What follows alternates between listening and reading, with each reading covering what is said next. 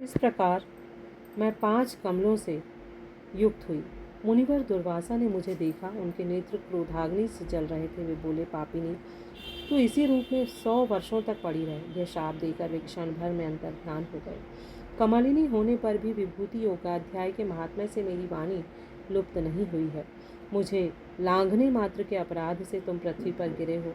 पक्षीराज, यहाँ खड़े हुए तुम्हारे सामने ही आज मेरे शाप की निवृत्ति हो रही है, क्योंकि आज 100 वर्ष पूर्ण हो गए। मेरे द्वारा गाए जाते हुए उस उत्तम अध्याय को तुम भी सुन लो। उसके श्रवण मात्र से तुम भी आज ही मुक्त हो जाओगे। यूँ कहकर पद्मिनी ने स्पष्ट एवं सुंदर वाणी में 10वें अध्याय का पाठ किया और वह मुक्त हो गई। उसे सुनने के बाद उसी के दिए हुए इस उत्तम कमल को लाकर मैंने आपको अर्पण किया है। इतनी कथा सुनकर उस पक्षी ने अपना शरीर त्याग दिया। यह एक अद्भुत सी घटना हुई।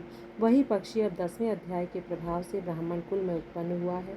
जन्म से ही अभ्यास होने के कारण शेषवावस्था से ही इसके मुख से सदा गीता के 10वें अध्याय का उच्चारण हुआ करता है।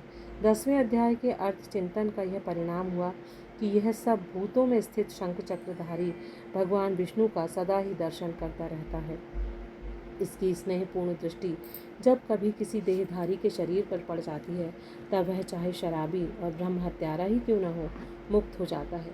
तथा पूर्व जन्म में अभ्यास किए हुए 10वें अध्याय के महात्म्य से इसको दुर्लभ तत्व ज्ञान प्राप्त है तथा इसने जीवन मुक्ति भी पाली है। अतः जब यह रास्ता चलने लगता है तो मैं इसे हाथ का सहारा दिए रहता हूँ। भृंगिरिटी, यह सब 10वें अध्याय की ही महामहिमा है। पार्वती, इस प्रकार मैंने भृंगिरिटी के सामने जो पापनाशक कथा कही थी, वही यहाँ तुमसे भी कही है।